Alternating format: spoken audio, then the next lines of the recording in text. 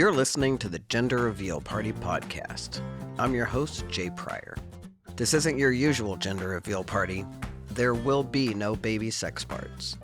This is the real reveal, where we reveal gender through stories of brave humans willing to share their lived experience. Enjoy the listening. I sure enjoy making it. Welcome to the Gender Reveal Party. I'm your host, Jay Pryor, again, and I am delighted to share with you my friend Stephanie Byers. Stephanie, welcome to the Gender Reveal Party. Thank you, Jay.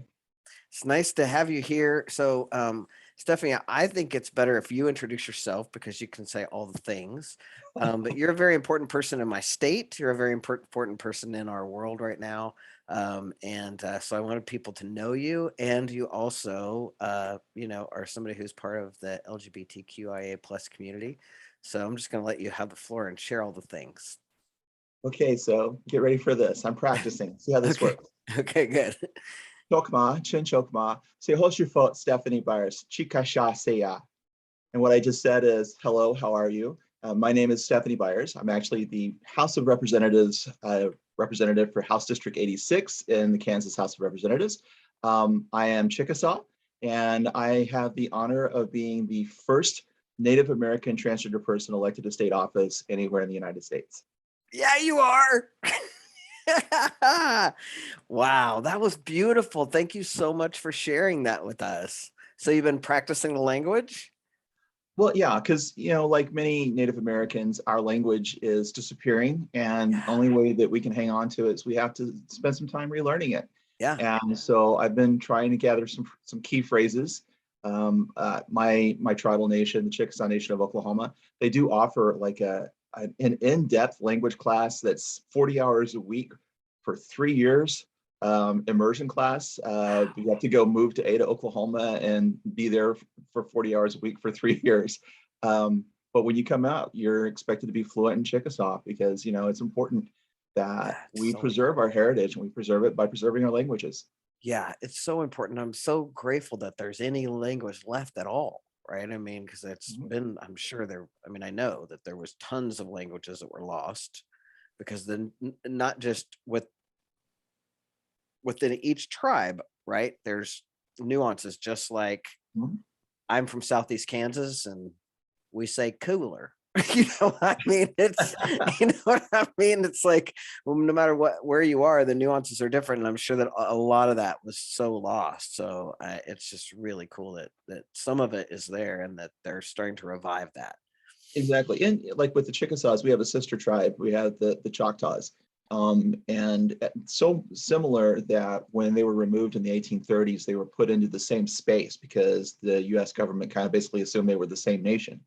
But our languages differ slightly. So like where I say chokma for hello, the Choctaws would say halito. And there are differences that go along that, but the language overlap as such is kind of like, people who speak Italian can sometimes understand Portuguese. There's those relationships there. Right. That's brilliant. And do you think that the younger generation is gonna will pick that up? I think so in some places. It depends upon who they are. I know that I have 2 adult sons, and the other day they talked to me and said, we've discovered that it's problematic if we call you dad in public. And so we've been trying to figure out what we should call you because we can't call you mom because we have our birth mother, that's our mom. And so they've decided that they're going to call me Ishki or Hashki. Ishki means mother or Hashki means my mother. And so they're using the Chickasaw language then as an identifier for my role in their life. That is brilliant. I love that. I love that. Part of the coolest thing about the trans community, I think, is that we're creating new languages and new words, right, to use.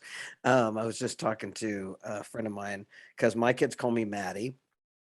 Since I had done it, well, one of them does, since I identify as non-binary, and which is mom, daddy, and that's fun. A lot of my butch friends use the term Maddie. Another trans woman I just talked to, her kids call her mom because they call mom, but she's mom. So it's just it's kind of fun. Will you share a little bit about? So we met. The very first time we met was our training for Glsen.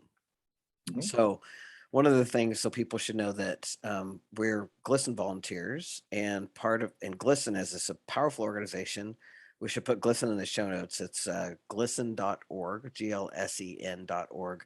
If you ever need research, especially on youth, queer youth, Glsen has been around since 1990, and they have been doing climate surveys in schools since forever.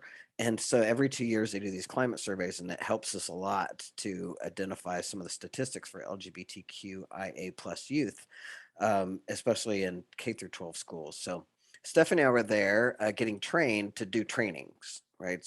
And it was a 3 day kind of an intensive training. So those are a little bit, it's different than we just spent 2 hours together. We were actually together for like 3 days. And it was a really powerful time for me, and I was so blessed to get to know you. But one of the things that first of all drew me to you is that you're a musician, right? And that you taught you're a music teacher or band teacher, right? In schools for how many years? Talk to Yeah, me for about that. 32 years I taught, always taught band, and then oftentimes would teach, well, when I first got started, it was band and choir. Mhm. And then when I moved to Wichita, I did a year of just band, but I did 6th grade through 12th grade band. And then I picked up the job at Wichita North High School, which is the largest public high school in the state of Kansas. And for the next 28 years, I was the band and orchestra director there. Yeah. And then I retired. And did you transition on the job, or did you transition after you're retired? I transitioned on the job. So I thought, will you tell us about that? So yeah. In 2014, I decided that I would live authentically, and there are a lot of reasons why people make those decisions, and every trans person has their own story. But for me, it was important. I had to do it. Otherwise, the choices that I were looking at were not pleasant for my family, and would have the stress and strain was getting to be too much for me to not acknowledge my authenticity. And so I began the process of doing all the things I needed to do to live authentically before living publicly authentically. And so I started on hormones years before I had been going to see a therapist for quite a number of years to kind of help work through those things. And then I reached out through a mental health organization to the school district to find out what their plan was for a teacher who decided to live authentically. And at that time, Wichita schools had no plan. They didn't know what they were going to do. They had some ideas. And so it was kind of presented to them as hypothetically, what would you do if you had a teacher transition? And then I got tired of the hypotheticals, and I went directly to the source and I said, hi, I'm that teacher.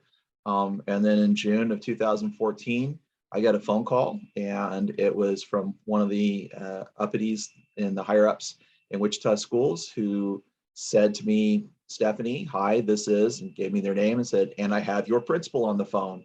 My immediate thought was I was getting fired. That they had decided that was going to be, confusing in the classroom. And so they were going to let me go. And that was very frustrating with that thought. And the next moment was my principal coming on going, oh my God, it's you. I didn't know. I thought we were friends. How can we help you? How can we make this work for you? What can we do? And so then we started to talk about the plan for me coming to work to be authentic. And then in August of 2014, I walked into Wichita High School as myself, Wichita North High School, and met my friends that I had known for decades as my authentic self. And the support was truly overwhelming. I would hope that every trans person would have the same experience I had. I know that's not the case, because if you have that experience and you get to feel that warmth and that love and that support rush over you, is so much better than continuing to live in the lie of not being your authentic self. Yeah. Yeah. No kidding. Now, so you had the experience, you had a really welcoming experience with the teachers. How about the kids? How were they? Kids were wonderful. We all have kind of, I guess, for lack of a better term, our coming out stories. And for me, as a high school band and orchestra director, 2/3 of my students every year I'd had the years prior. Right. And so when the very first day of class, when it was all the kids, not because we always start off just the freshmen, So the freshmen had already had a chance to meet me, but the first time that I sat down with my juniors and my sophomores and my seniors that I'd had for those years prior, um, we sat there and I looked at them and, cute little yellow t-shirt, my makeup done, my hair done, and not hiding my breasts anymore. And they're looking at me going, and I'm saying, well, obviously we have something we need to talk about. And they got really quiet. Got 95 kids in the room sitting down, dead silent. And I said, so here's what it is. You, instead of Mr. Byers, it's now Ms. Byers. Most of you just called me B. That still works. And now let's talk about what we're going to do with band. So that's the first class that I saw. And that was it. And their response was tremendous. It was great. They were so excited to see the authentic me. I only lost, because reality is you're going to lose somebody. I only lost one student out of, I think that year there were 180 some odd between band and orchestra. And it's interesting because they didn't always understand, but they got really defensive of me. If somebody misgendered me within their own ranks, they would police that, and shut them down really hard. And things like the next year, when I got all my identification documents changed to match me. The day that it happened was a football game day, and I got to let them know, hey, my driver's license now has my real name. And I had this 80-person group hug all of a sudden. Because that's kind of the nature of who folks are at Wichita North. And Wichita North isn't in isolation. There are other schools that have that similar culture, that we embrace things that are different. We love people for who they are, and we enjoy the authenticity that we can share with each other. Yeah, that's been my experience, and it's something I always want to highlight is that, I mean, I've had stuff, but I've been out for 35 years and out loud for 35 years. And my experience predominantly is people just want to love me and are curious and just happy that I'm being authentic. It's a really powerful experience to have that. So I'm so blessed. I'm blessed to have it. I'm super grateful that you had that experience too. So you retired from teaching and then you went into politics. There were a few steps along the way. In 2018, I was named the Glsen National Educator of the Year and the Glsen Kansas Educator of the Year. And so the notoriety of that happening, making the front page of the local newspaper, opened doors for other things. Found myself being part of the Wichita Community Foundation, doing a presentation on inclusion in the city of Wichita and the things that we don't do as well as the things that we do. And meeting people in the political sphere that I don't normally connect with. I mean, as a music educator, as any fine arts teacher can tell you, you are in politics. Because if we're looking at budget cuts, the first thing that pops up on the cutting board are the fine arts. People call them fluff classes, and we're over here saying, but we're integral. How many classes do you know that integrate the skills needed for reading with the skills of mathematics and put them in a live, right on the time setting, such as music, where you're reading music and you're having to apply mathematics simultaneously? Those things are there. And so that the advocacy of it is not new. The subject matter changed for me. And in the process of doing this, I kind of came on the radar for places like Equality Kansas. I spoke on the steps of the Kansas State Capitol a number of times against anti-discrimination legislation, or discrimination legislation against the transgender community in particular, and participated in things like that, and became, more trying to defend those that were like me, and knowing that as an adult, I could take the heat maybe a little bit easier than a kid who is just beginning to live authentically in their local middle school or local high school, and could be a champion for those folks in some way. And in the process of doing that, I became a board member for Wichita Pride. And in 2019, I was the spokesperson for Wichita Pride. Spent a lot of time talking in front of TV cameras and newspapers about what Pride means and what our celebration was about. And in Wichita, we celebrate Pride the last weekend of September. And so we were getting ready to do our Pride Parade that last Sunday of September 2019.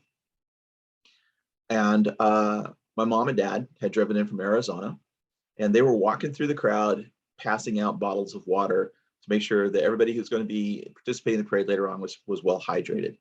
And my mom I see her going through the crowd, handing a bottle of water to people. And she finally comes to where I was standing, talking with then Lieutenant Governor Lynn Rogers and his wife, Chris.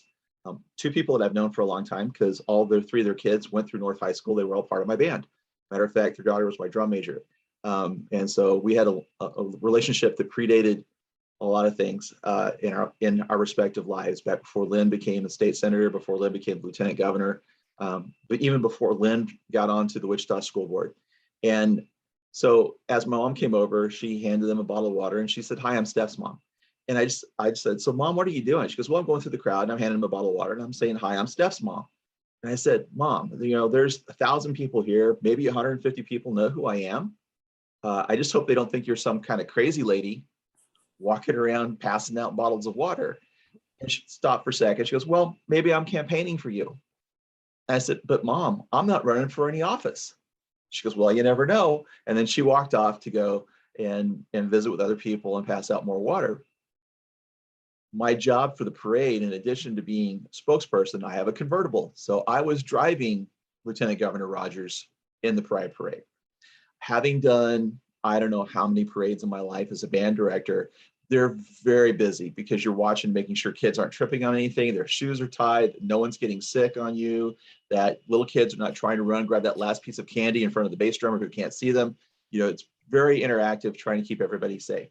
When you drive a car in a parade, you just don't run over the person in front of you. So Pretty I'm, simple. I'm driving. I've got Chris Rogers sitting in the passenger seat, Lynn sitting on the back ledge, waving, doing the princess wave. And we started talking about the conversation with my mom. And they began to brainstorm the different offices they thought I could run for. They were talking about running for school board, running for city council, running for county commission, maybe just starting off as a precinct chairperson, all these different things to get my foot in the door for politics, both of them convinced that I would be really good at what I was going to do. And I hadn't even really thought about it.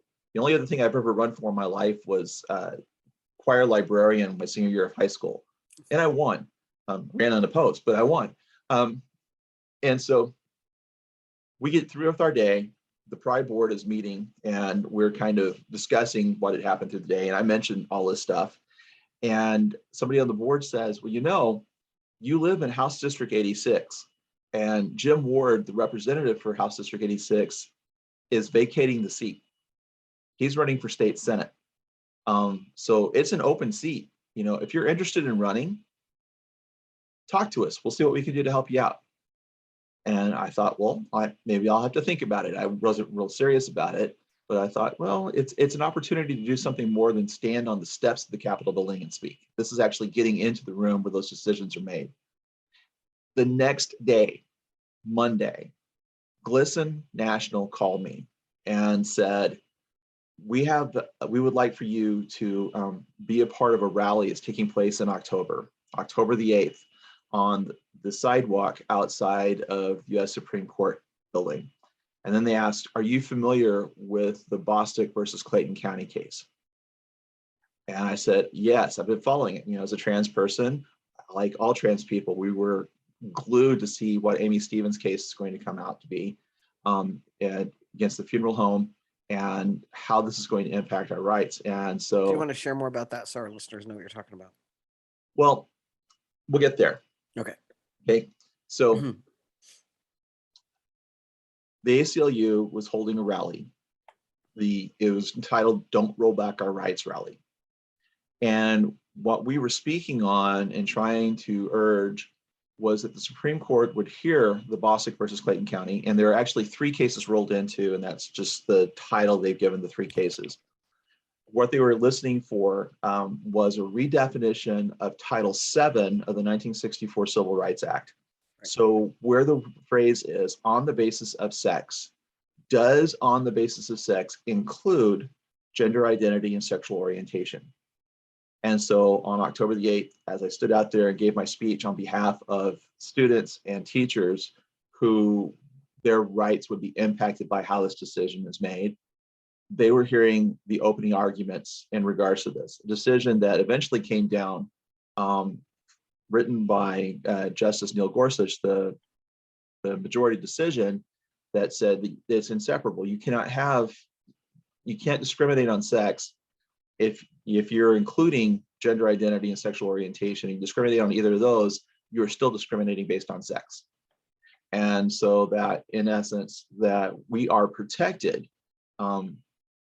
in those classes. The thing about the Bostic decision is it applies only to employment, and it applies only to employment that is governed by the Equal Opportunities Commission. And so businesses of, I believe it's 25 persons or larger, are governed by this. Here in Kansas, we've been impacted by it as well, because the law here in Kansas that governs discrimination is the Kansas Act Against Discrimination. It is determined by the Kansas Human Rights Commission, which is a governor-appointed board. They are appointed for a 4-year term. As their terms are expired, whoever's governor appoints the next one. The current board decided that they were going to interpret CAD based upon Bostic, and CAD goes down to employment of 4 or more, and also includes housing and it includes other things. So here in Kansas, you're currently protected against discrimination based upon gender identity or sexual orientation, as well as the usual broader classes we consider, based upon their interpretation. We also know too that a new governor, and with many of these board members' terms expiring, new board members, they can reverse that decision and go back to saying, we're only going to go specifically by certain definitions and not use the Bostic interpretation on those things. A lot of legalese, but that's kind of where it's at. And, so that was where I was standing there with the Supreme Court building behind me and the U.S. Dome, the dome of the U.S. Capitol across the park in front of me, and thinking I'm being given an opportunity to run for office so I can actually stand in the room and make law, as opposed to just standing on the steps someplace. And I came back and I said, okay, let's run, let's do this. And that's kind of how it all got started. Man, that was a really great day that day you got elected. I remember that was tremendous. And I don't think the side story, I guess, but something that I really enjoyed immensely is I won by nearly 12% of the vote. And if you pay attention to Kansas elections, we have some that have really just landslide votes, but it's because they're usually running unopposed. They're running against a write-in candidate or a last-minute ad. I had an opponent the entire time, and we didn't know how people would respond to a trans person running for office. And the fact that where so many races are decided by 2% or 3%, I served with a fellow legislator that she won her election by 7 votes. As a matter of fact, she had lost the election on election night, but by the time they got through doing the recounts, she ended up 7 votes ahead. That's more the norm for Kansas, and winning by 11.5% of the vote. That was just fantastic. Yeah, that's brilliant. So tell us how that's been. Well, it's hard to describe adequately. I mean, there are so many things that we walk into the state capitol dealing with. One, Midwestern politeness. So you don't really know what people are saying or thinking behind your back unless someone is willing to come and say something to you. It's been different in that, I campaigned during COVID, so it was a contactless campaign. Very rarely did I actually speak to someone one-on-one, not There's not a lot of door knocking going on during the COVID quarantines. You're doing a lot of literature drops, you're mailing things out, you're putting things out on social media, you're gaining as much earned media as you can, talking with newspapers and things. And honestly, that was probably one of the biggest surprises when it came out that I, as Native American trans person, was running for office. I was slammed with interview requests. It got to where the 2 weeks prior to the general election, I just shut down every request. I wasn't taking any more, just because I needed to focus on keeping the campaign going and things like that. And I was being overwhelmed. And with a couple of people, we did make allowances. We embargoed a story that was actually became a 20-minute documentary film that I had a reporter that was walking with me when I would go walk and drop literature off, that hung out in the house and interviewed me a number of times, interviewed my wife a number of times, and was with us that night when the election results started coming in. And so, that one was kind of the exception. But then we also, waited because it was all the time. And the expectation was that as a trans person running for office, that I was encountering all kinds of difficulties. And the truth of the matter was, my opponent was interviewed very early on, and she made the comment, because the reporter asked her, "Is Stephanie's gender identity going to be an issue in the campaign?" And she said, "No. We're going to focus on education. We're going to focus on taxes. We're going to focus on, healthcare plans." Those were the things that she wanted to focus on. And as soon as she said that, she stayed true to her word. And because of her position within the local Republican Party, they stayed true to it as well. And it was quite surprising. But every time I would get a reporter on the phone, it was always, "So talk to me about the discrimination you face as a trans person running for office." And at one point in time, I told one of the AP reporters, I said, "The only time my gender identity comes up is when reporters ask me." I said, "But honestly, that makes sense, because otherwise the story would be Democrat runs for office." Right, and that would not be headlines. Right. And we expected that would kind of taper off after about 5 or 6 weeks. And it hasn't. I've got a reply. They're doing a feature article on me in a magazine called Tag, TAGG. And I've got to reply to them and answer some questions and stuff, because it's still happening now. The election was in 2020, and here we are at the end of 2021. And it's still ongoing. As far as in the State House itself, everybody's been extremely polite. My office mate, because if you're going to the State House, you'll see that as far as the House of Representatives go, we share our offices, so that it's a large room and there's a divider in it. But my office mate comes in and tells me, he says, and he's been serving since the 80s, but he says, "You should know that you are the butt of quite a few jokes." And I said, "I expected it." And he goes, and I asked him, I said, "So what do you say?" Because he's been around long enough to make those relationships across party lines. And he goes, "I tell him, you got to get to know her. If you get to know her, you'll stop making fun of her." And so I know it happens. It just doesn't happen to my face. I had one moment where I walked into the women's restroom, and the lady came out of the stall, saw me as I'm walking in, and kind of clutched her pearls and ran out. But other than that, there's been nothing, and I serve on some interesting committees. I serve on the water committee, or as I like to call it, the suits and boots committee.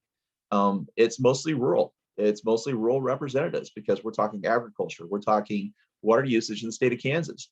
And these are not necessarily people that you would typically think of being supportive of the LGBTQ community, but they've been definitely polite, and have always been respectful.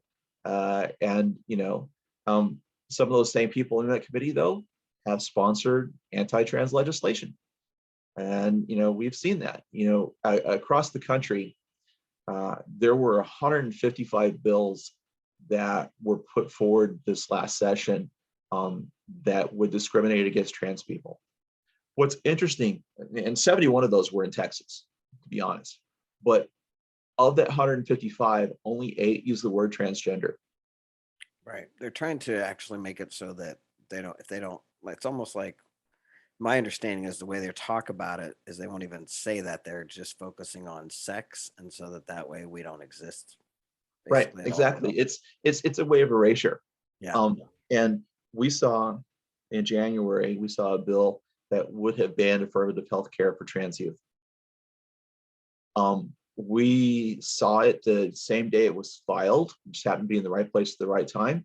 So when the 4 representatives filed the bill, we got a copy of it immediately, and 20 minutes later we were down. When I say we, it's myself, it's Brandon Woodard, the first openly gay representative in the state of Kansas, and Susan Ruiz, the first openly lesbian person in the state of Kansas.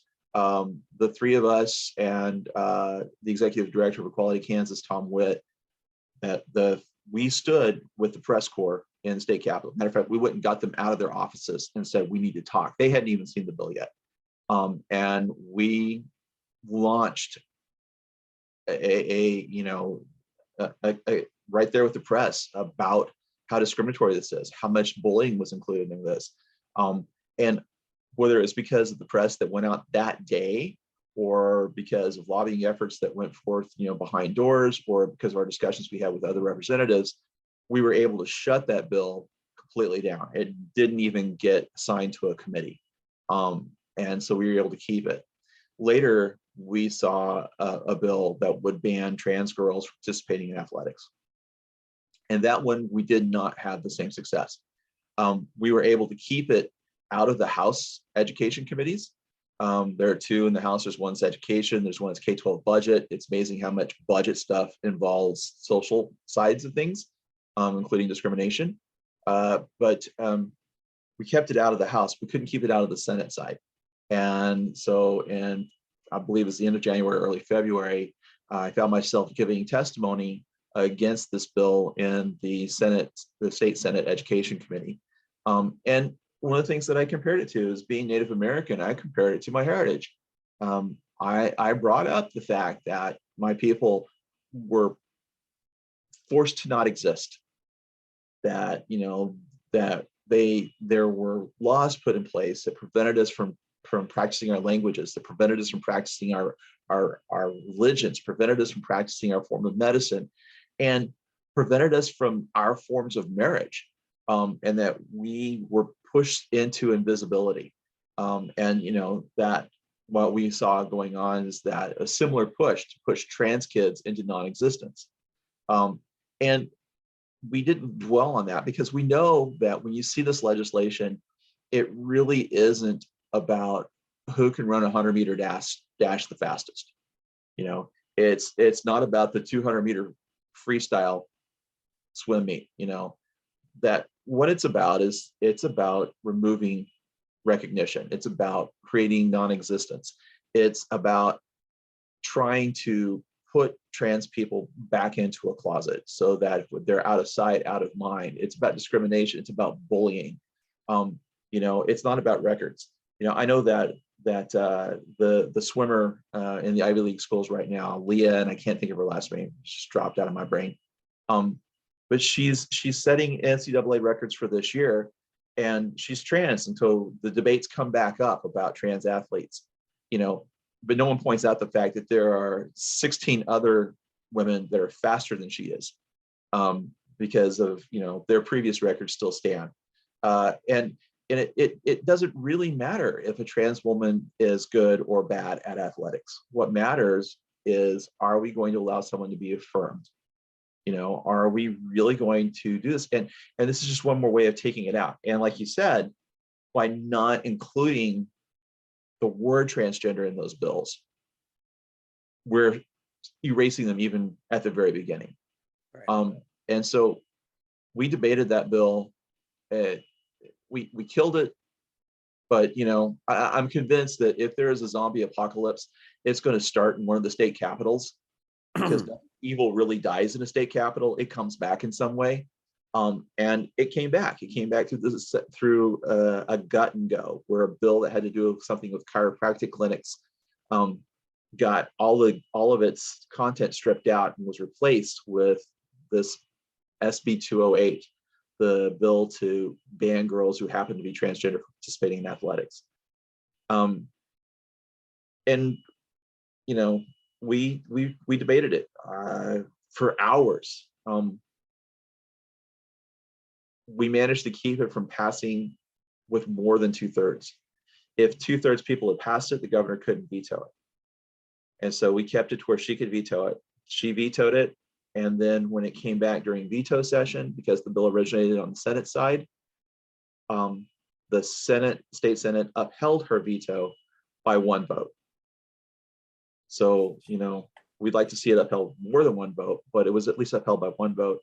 And we know, because the people that sponsored it have already told us that they're bringing it back.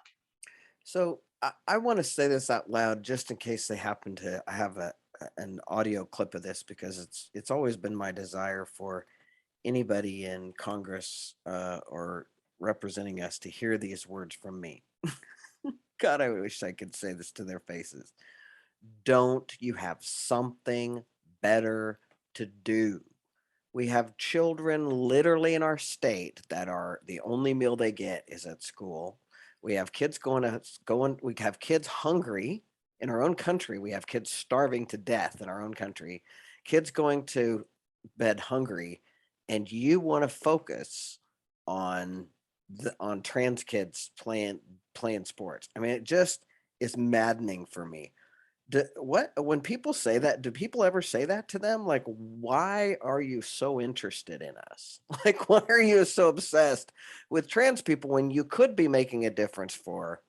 I mean, we have so many other problems that, I mean, they're huge. For me, hungry kids is bottom line. Like, unless every child in our country is fed and goes to bed knowing they're safe and loved and well, that's like, as far as I'm concerned, where we need to focus with kids. We don't need to worry about who's playing who in sports. But do they think that? Like, it's maddening to me. So tell me, like, what's your take on that? Because you're with these people. This is why you could do this job, because I would just be screaming at them. I would just be like, what is wrong with you? So Those thoughts cross my mind. I'm sure they do. You know, it comes down to a depersonalization. Where I stand up there, you know, with 32 years of experience as a teacher, I see kids' faces in my head. I know names. These are not just some statistical number out there. And so that's who I'm standing there for. And I don't think that people on the other side necessarily see kids. They see power. They see statistics. They see all kinds of things. You know, and we're proving right now, one of the, I guess, good things that's come out of the COVID pandemic is that we've been able to feed kids in every school without cost. You know, it's not a matter of you owe money now, you have to eat peanut butter and jelly for the next week. No, you're getting a school lunch, because that's been a part of the COVID relief stuff. And we need to find ways to make sure that continues from here on out. You know, my colleague Danica Rome in Virginia, Delegate Danica Rome, first trans woman elected, not the first one. There actually was somebody else who was elected and then was outed later as being transgender. But Danica was able to pass that legislation in Virginia so that no kid will ever have to pay for a meal in Virginia public schools. And you know, we need to see that type of thing happening here, and trying to move that forward. When we were before the primary election, I got a phone call from a national reporter asking me for a comment, because the fact that the 3 people, the 3 main candidates running for Kansas Senate, Roger Marshall and my brain goes, I don't remember the other 2. Well, one of them, Chris Kobach, they had begun to make trans athletes a campaign point between the 3 of them. They were basically trying to show how each one of them was better at banning trans people than the other. And so I got it, you know, interviewed in the national newspapers about this. And I said, isn't it a shame that their campaigns are so shallow? They have nothing better to talk about than to pick on trans kids. That's right. You know, that Yeah. there's nothing, that there's no more substance to it than that. Don't we have, yeah, we And got bigger problems. we do. We have tremendous problems. I like I said earlier, I serve on the water committee. Kansas is running out of water. We need to actively be looking at what we can do to best use the resources that we have and to give nature the opportunity to recharge the water we have here, because we consume more of it. And a lot of times it's in bad farming techniques. It's in things that we've been so blessed with things sometimes that we've overused them and not realized that we've cut our own throats in the process. That's an issue we need to focus in on. We need to focus in on the housing crisis that we have. We need to focus in The on how we housing can crisis. Yeah, I how mean, that's can the we other thing. keep We have young people who are people. homeless. My God, and you're going to focus on this? Exactly. How can we keep our young people in Kansas? We're one of the few states that's got a declining population. Of course we do. I Who's mean, going we're to seeing, stay in the, like, areas where I grew up, especially if you're a queer kid? You oh know, yeah, you don't want to get, you don't want to stay there. You no, know, I mean, get out. You know, that's we're the seeing, word of the day. we're seeing Sedgwick County grew 5% was last session. The Johnson and Douglas County areas grew like 15% at this last census. So we're seeing that growth in the urban areas, the areas that are more accepting, the areas that are Sure. more affirming. Right. Rural Kansas is being decimated. We've got healthcare issues, tremendous healthcare issues. Yeah. As you were talking about southeastern Kansas, my youngest son lives in Coffeyville, teaches in Independence. I used to take my band down to the Nia Wallace celebration in Independence over and over and over again.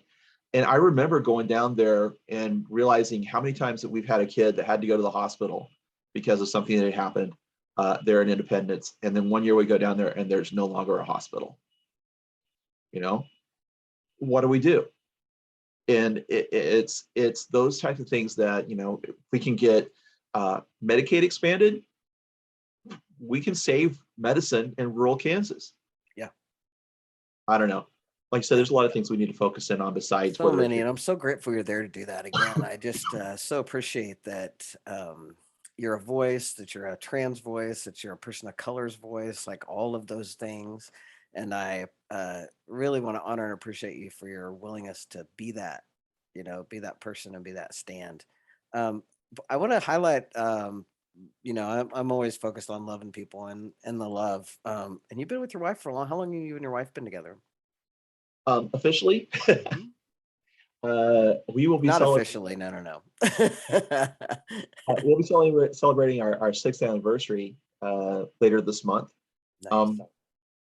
We've known each other since we were 10 years old, Oh, and we were best friends in middle school and high school, and then went our separate ways when we went into college. And each of us have a separate life.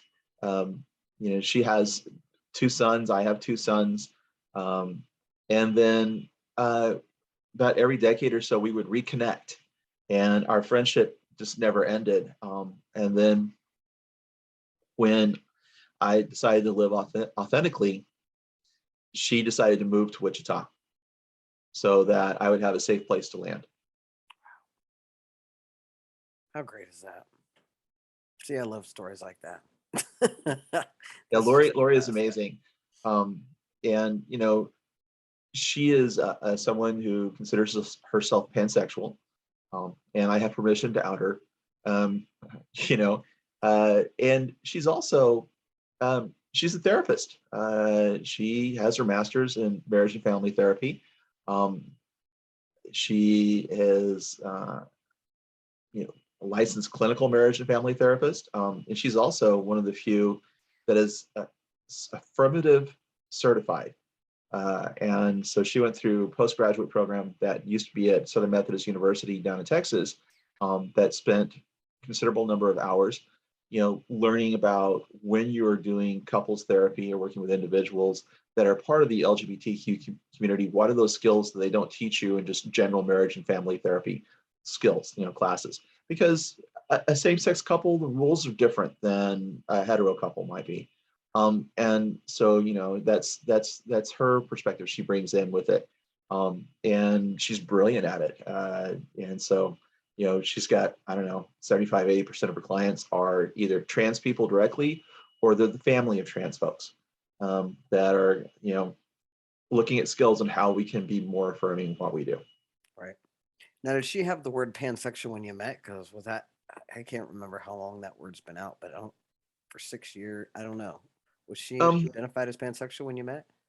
Yeah, she's kind of sort of did. It was kind of the transition. It was, she identified as bisexual, but as she kind of got to the point about, really, what does gender have to do with any of this?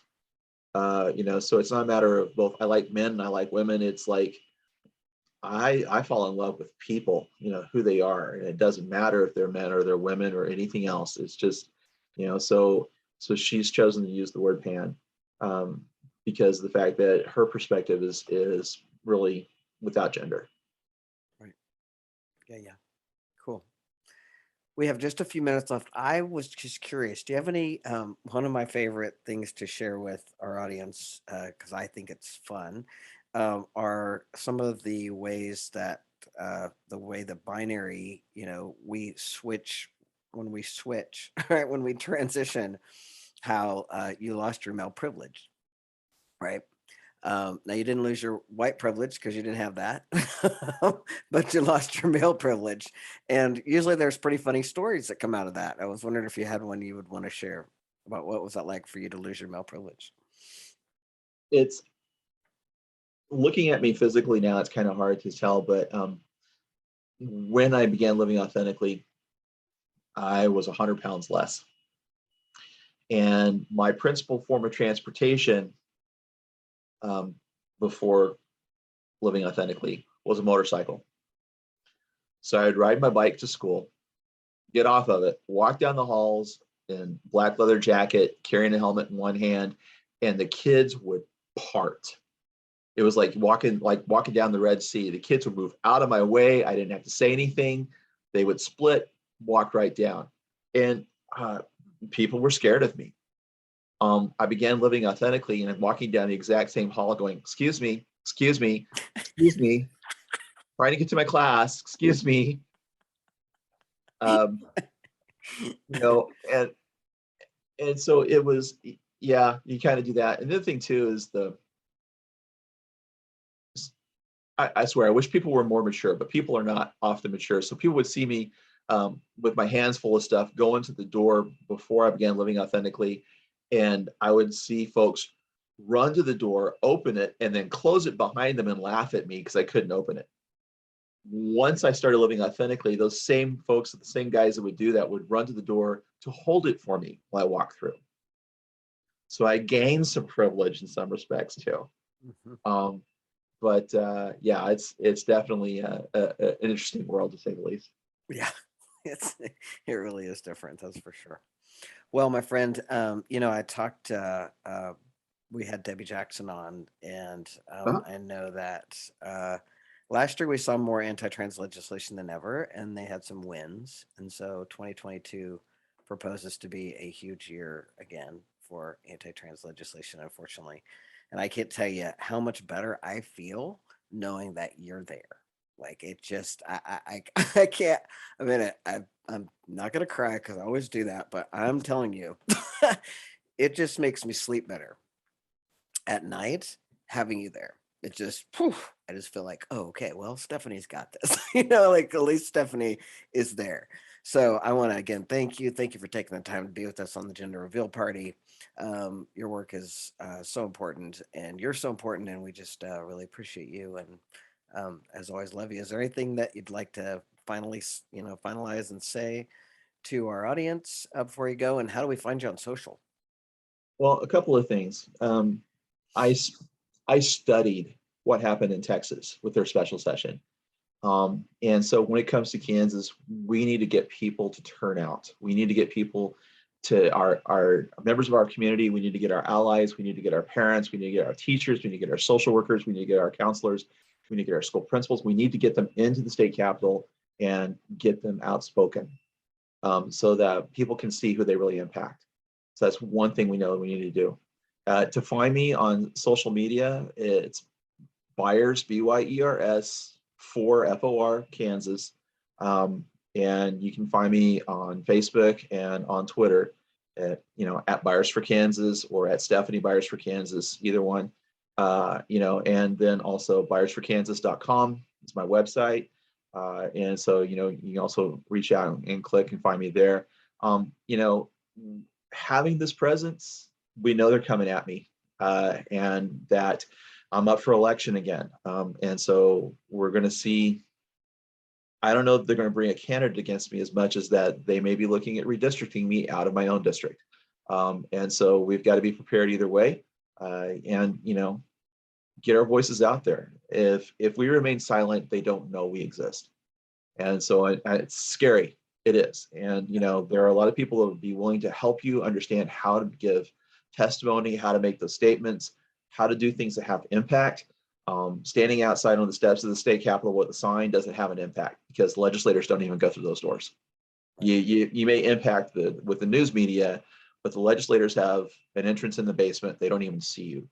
And so we've got to get you into the building, into the rooms, and give you the skills you need to help make good, solid testimony that has meaning and carries weight to it. Yeah. Thank you. Thank you so much for that. I have a quote that I use, and I've used it here on the show before, but I use it a lot when I speak and do trans trainings. And I thought of it a couple times today as you were speaking about living your authentic self.